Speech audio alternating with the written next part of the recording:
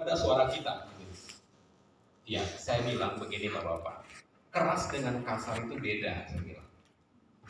Kalau kasar, ya kita upayakan tidak terjadi. Keras itu biasa.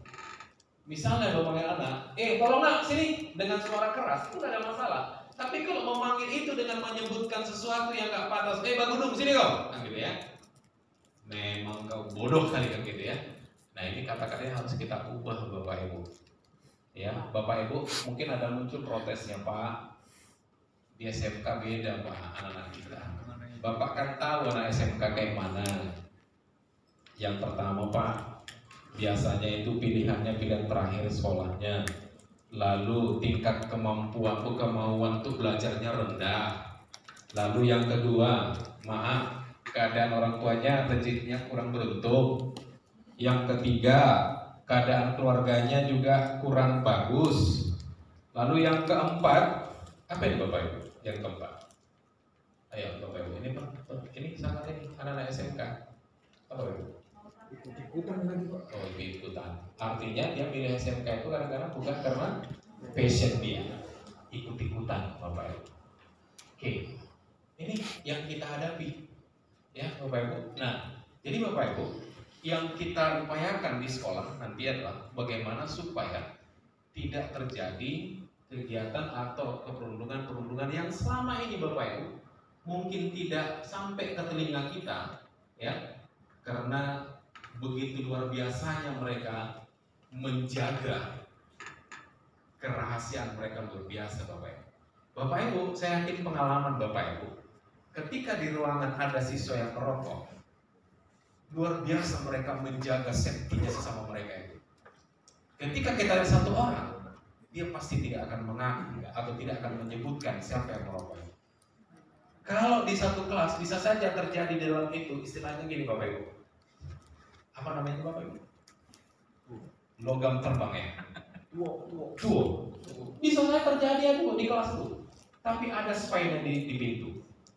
Begitu Bapak Ibu mau lewat, akan ada ngasih kode. Aman semua. Begitu kita masuk, bersih semua, clear. Kan? Ini luar biasa Bapak. Nah, menjaga kerahasiaan teman itu, kekompakannya di satu sisi bagus, tetapi dampaknya bisa luar biasa. Dan saya yakin Bapak Ibu, ini yang sekarang dialami di sekolah manapun, yaitu adanya geng-geng, kelompok-kelompok tertentu yang, waduh, kalau di satu sekolah ada yang cerita Bapak Ibu, seniornya masuk ke kelas junior, kemudian kelas juniornya disuruh berdiri semua, lalu mereka menyebutkan sesuatu nama gengnya. Kemudian ada lagi yang sekarang kita deteksi Bapak Ibu deteksi juga, bahwa ternyata yang melaksanakan MPLS bukan hanya sekolah, bukan gurunya saja, tetapi senior-senior juga melakukan MPLS, menyebarkan apa Bapak Ibu? Formulir supaya masuk geng tertentu. Mungkin kita nggak tahu Bapak Ibu, tetapi mereka luar biasa menjaga supaya tidak tercium Bapak Ibu. Nah ini terjadi, ya.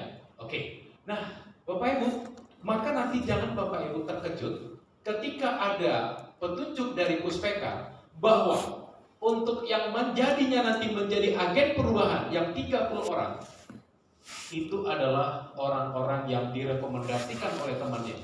Maka muncul pertanyaan Bapak Ibu pastinya. Biasanya yang direkomendasi temannya berarti orang yang banyak kawannya. Dan orang banyak kawannya berarti berpengaruh sekolah itu dan punya power.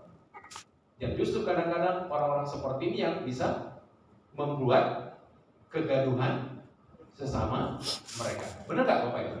Benar. Tetapi, nah ketentuannya itu salah satu caranya seperti itu. Nah bagaimana nanti polanya, bagaimana mekanismenya? Oke, nanti kita lihat bagaimana caranya Bapak Ibu. Supaya mereka-mereka yang punya kelompok